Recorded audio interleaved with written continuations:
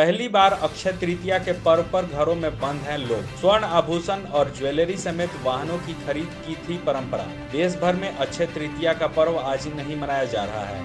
इस दिन देश भर के लोग स्वर्ण आभूषण, ज्वेलरी और नई गाड़ियां खरीदते थे। 2020 में अक्षय तृतीया का बाजार लॉकडाउन की वजह से रौनक विहीन है। राजधानी रांची की तमाम बड़े ज्वेलरी शॉप सिर्फ SMS भेजकर ही संतोष कर रहे हैं। अक्षय तृतीया के दिन राजधानी रांची में ही 100 करोड़ से अधिक का कारोबार होता था। इस बार कोई संकेत अब तक नहीं दिए गए हैं। कोरोना लॉकडाउन से ऑनलाइन बुकिंग भी प्रभावित हुई है। कुछ ज्वेलरी शॉप की तरफ से यहां तक कहा जा रहा है कि स्वर्ण आभूषण के मेकिंग चार्ज में भी छूट दी जा रही है। अब इस बार किसी तरह का कोई लेन देन खरीदारी नहीं हो रहा है। राजधानी के GL चर्च, रोसपा tower, main road, Sainik Bazar समेत अन्य जगहों में सोना चांदी के कुछ अन्य दुकान पिछले 1 महीने से बंद हैं।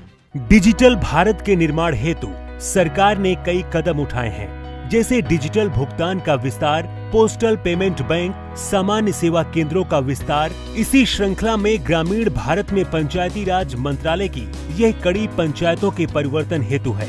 ई-ग्राम स्वराज एप्लीकेशन पंचायतों के संचालन के लिए उपयोगी एकीकृत टूल है, जिससे पंचायतों में किए गए कार्यों की प्रभावी निगरानी सरलता से की जा सकती है। इस एप्लीकेशन से न केवल पंचायतों की गतिविधियों की रिपोर्टिंग में सुधार होगा, बल्कि योजना की व्यापकता बढ़ेगी। ई-ग्राम स्वराज एप्लीकेशन से किसी भी ग्राम पंचायत की पूरी जानकारी एक ही स्थान पर मिल जाएगी। सशक्त पंचायतों से ही होगा सशक्त भारत का निर्माण। ई-ग्राम स्वराज एप्लीकेशन देश की पंचायतों को समर्पित है।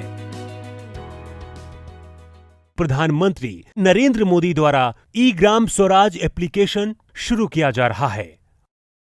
लाइव झारखंड ब्रेकिंग की अपील। कोरोना वायरस के संक्रमण से बचने के लिए घरों में रहें और सुरक्षित रहें। हम भी आपसे यही आग्रह करते हैं कि लॉकडाउन के दौरान घरों में रहें और सुरक्षित रहें। खुद का ख्याल रखें और दूसरों का भी ख्याल रखें।